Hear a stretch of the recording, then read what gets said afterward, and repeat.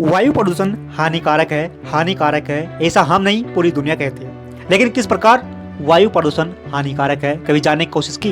यदि नहीं तो आज आप जान जाओगे। वायुमंडल में कार्बन डाइऑक्साइड पौधों में प्रकाश संश्लेषण की दर को बढ़ाता है, जिसके कारण वृक्षों की वृद्धि तेज हो जाती है। पिछले 100 वर्षों के दौरान अमेजन बेसिन में वृक्षों की तीव्र वृद्धि का कारण वायुमंडल में कार्बन डाइऑक्साइड की व्यापक आपूर्ति है, जो कि एक तरह से लाभदायक है। कार्बन डाइऑक्साइड एक उर्वरक के रूप में कार्य करती है। इसके अलावा कार्बन डाइऑक्साइड की मोटी परत सौर विकिरण को भूतल तक आने देती है, जो कि सूर्य से आते हैं, किंतु सौर ऊष्मा के रूप में वायुमंडल से बाहर नहीं जाने देती। कार्बन डाइऑक्साइड का एकत्रीकरण ऊष्मा को अंतरिक्ष में जाने से रोकती है, यानी कि पार्थिव विकिरण को जाने से रोकती है। कुछ वैज्ञानिकों के अनुसार कार्बन डाइऑक्साइड उत्सर्जन की बढ़ती मात्रा के फलस्वरूप विश्व के औसत तापमान में वर्ष 2050 तक 4.5 डिग्री से की वृद्धि हो सकती है।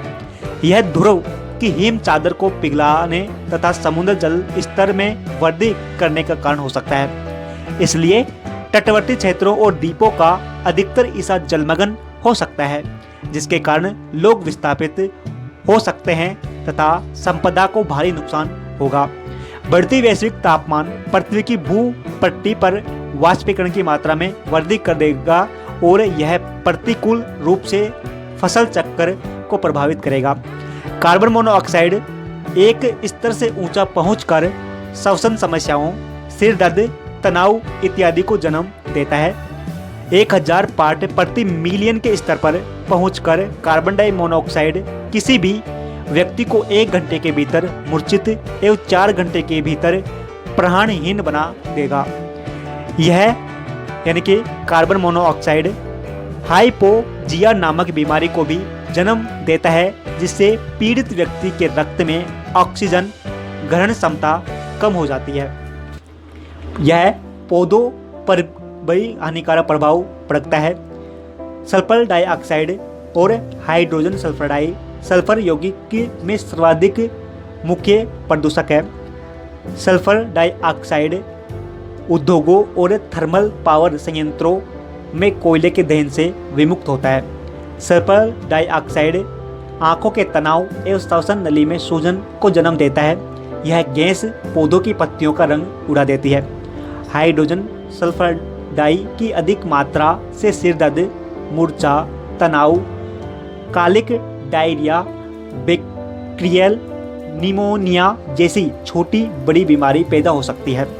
नाइट्रस ऑक्साइड का वैश्विक औसत स्तर लगभग 0.25 ppm है।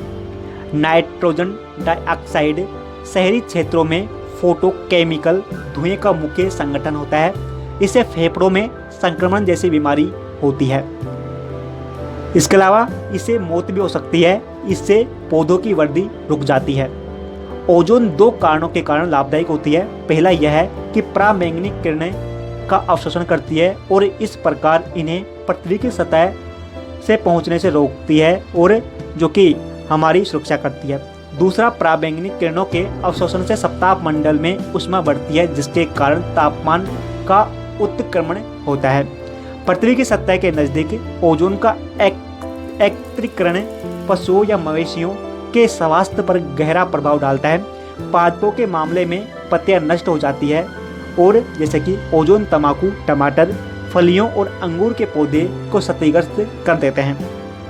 फ्लोराइड निम्न स्तर पर दंत क्षय को रोक सकता है, लेकिन इसके उच्च स्तर पर यह जहरीला हो सकता है। पादपों में फ्लोराइड पत्तियों के नोक जलने का कारण होता है। हाइड्रोकार्बन का फेफड़ों पर बेहद कैंसरजन्य प्रभाव होता है, और इसके कारण आंख, नाक और गले में संक्रमण भी होते हैं। धातुओं के अंतर्गत पारा तंत्रिका तंत्र, यकृत और आंखों को क्षतिग्रस्त कर सकता है। यदि व्यक्ति पारे से प्रभावित है तो उसे सिर दर्द, थकान, चिंता, बेचैनी, भूख न लगना जैसे लक्षण दिखाई होते हैं। शीशा युक्त धुआं के लंबे संपर्क में रहने पर वृक्क एवं गुर्दे की क्षति पहुंचती है। इसके अलावा करना पड़ता है कैडमियम उच्च तनाव, एम्फीसीमा एवं गुर्दों की क्षति को जन्म देता है, इससे कैंसर भी हो सकता है। विभिन्न प्रकार रासायन आंखें, गले व फेफड़ों से जुड़ी बीमारियों का कारण बन सकते हैं।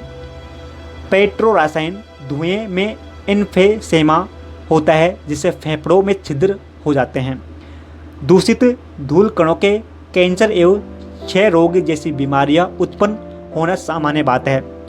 विनाइल क्लोराइड मस्तिष्क एवं फेफड़ों के कैंसर को जन्म दे सकता है, जो कि बड़ी खतरनाक बीमारियां हैं। यदि लगातार ऐसी प्रदूषण बढ़ता रहा तो आने वाला समय मानव या कहें कि संपूर्ण जीव जगत के लिए बड़ा हानिकारक सिद्ध होगा। इसके लिए हमको आवश्यकता है कि हम सभी मिलकर प्रदूषण को कम करने में सहयोग करें। फिर मिलते हैं, जय हिंद, अगले टॉपिक पर। यदि अच्छा लगा तो लाइक करना,